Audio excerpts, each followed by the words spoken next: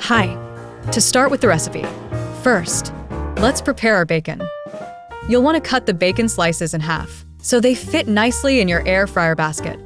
This step is crucial because it ensures even cooking. If the slices are too long, they might not cook properly, leaving you with unevenly crispy bacon. A common mistake is not cutting them, so make sure to do this step.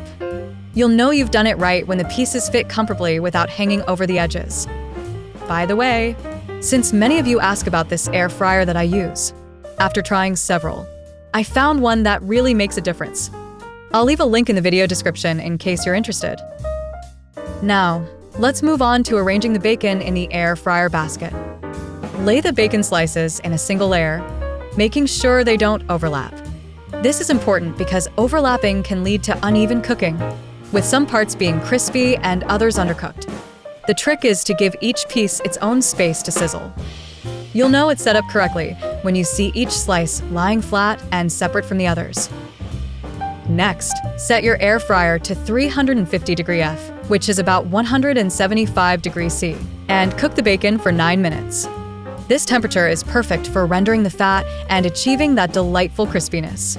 Pay attention here. If you prefer your bacon extra crispy, you might want to add a couple more minutes. You'll know it's ready when you hear a gentle sizzling sound and see the edges turning a beautiful golden brown.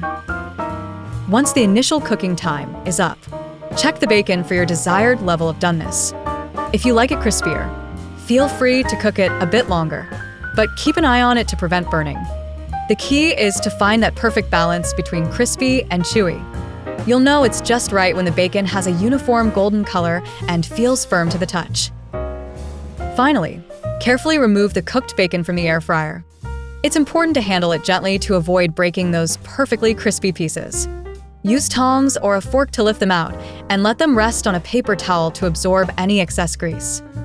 You'll know you've done it right when the bacon is crispy, golden, and ready to serve. Enjoy your perfectly cooked bacon, and remember, practice makes perfect. And that's how you make this delicious recipe.